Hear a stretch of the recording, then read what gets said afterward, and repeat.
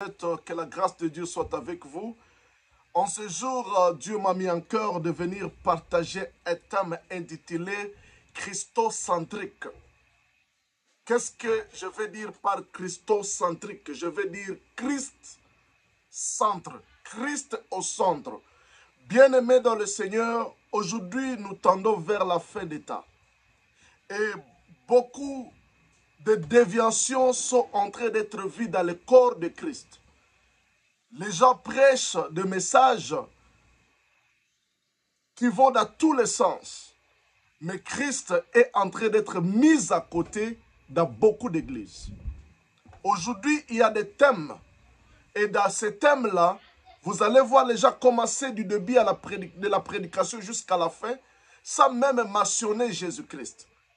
C'est la délivrance, c'est la prophétie, c'est ceci ou cela. Mais bien aimé dans le Seigneur, l'apôtre Paul dit ceci: nous ne nous prêchons pas nous-mêmes, mais c'est Christ que nous prêchons.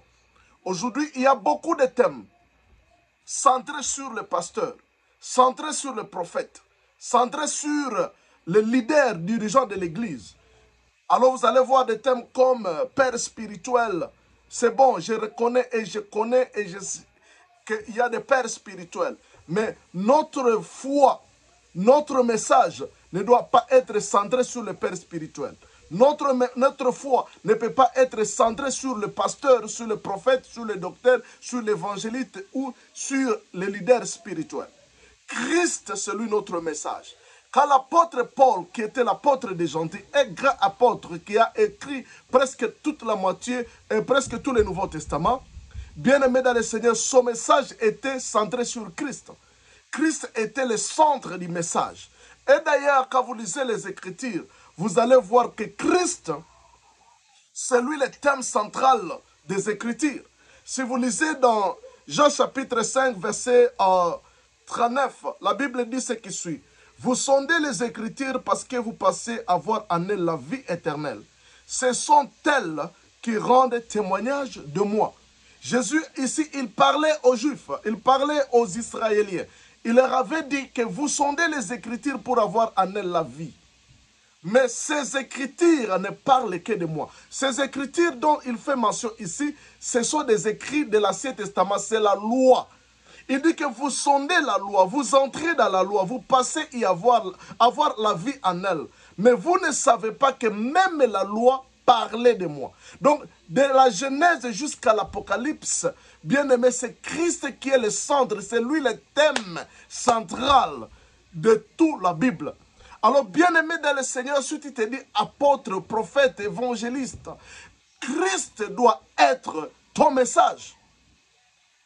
Christ doit être le centre. Si tu prêches la délivrance, Christ est la source de la délivrance.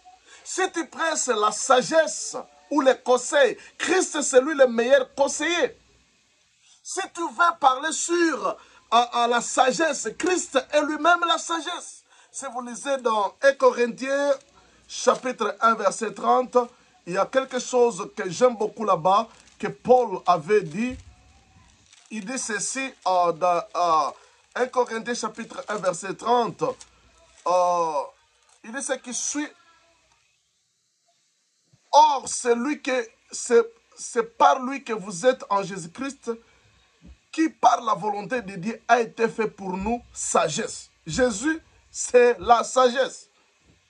Justice, sanctification, rédemption. Christ a été fait pour nous. Sagesse. Si tu veux prêcher la sagesse, parce qu'il y a des gens qui te disent, no, we preach the wisdom of God. Notre message, c'est la sagesse. Mais Christ, c'est lui la sagesse. Il y a d'autres personnes qui te disent, nous prêchons la justice, la justification. Christ, c'est notre justification. Les autres te diront, nous prêchons la sanctification. Christ, c'est la sanctification. Les autres disent, nous prêchons la rédemption. Christ est la rédemption. Et Corinthiens 1, verset 30, la Bible dit, or c'est par lui que vous êtes en Jésus-Christ, qui par la volonté de Dieu a été fait pour nous sagesse, justice, sanctification et rédemption. Christ, c'est lui le tout à tout. C'est lui notre message. Voilà pourquoi l'apôtre Paul, il dit ceci encore dans 1 Corinthiens chapitre 1 verset 23. Il dit ce qui suit. Nous prêchons Christ crucifié. Scandale pour les Juifs et folie pour les païens. Nous prêchons Christ crucifié. C'est Christ qui est notre message. Alors, bien-aimés dans le Seigneur, si nous allons même dans 1 Corinthiens chapitre 2 verset 2, il dit ceci, car je n'ai pas eu la pensée de savoir parmi vous autre chose que Jésus-Christ crucifié. Bien-aimés dans le Seigneur, c'est Christ qui est notre message. C'est Christ que nous devons prêcher. Beaucoup de gens se prêchent eux-mêmes. Beaucoup de gens viennent avec des messages, des topics. Aujourd'hui, c'est la délivrance. On prêche beaucoup sur les démons, on prêche beaucoup sur l'argent, on prêche beaucoup sur les gens, on prêche beaucoup sur le Père spirituel. Mais bien-aimé dans le Seigneur, Christ est notre message. C'est lui le message que nous prêchons.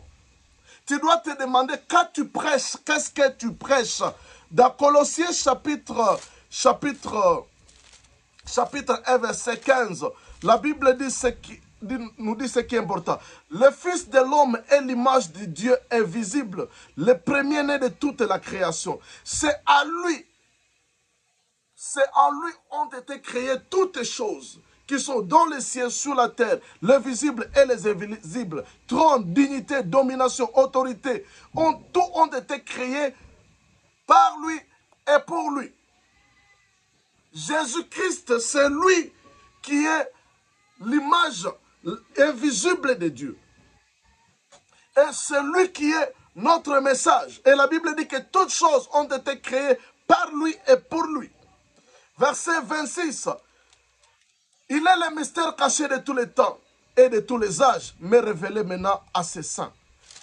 Laissez-moi lire, toujours Colossiens chapitre 1, à verset 27. Il continue, Dieu a voulu faire connaître la glorieuse richesse de ces mystères parmi les païens, savoir Christ en vous, l'espérance de la gloire. Tu as besoin de l'espérance, tu as besoin de la vie, tu as besoin d'une vie meilleure. Christ en toi, c'est lui, l'espérance de la gloire que tu désires.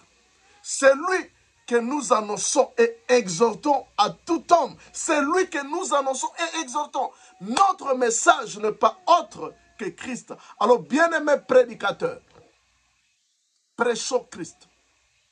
Christ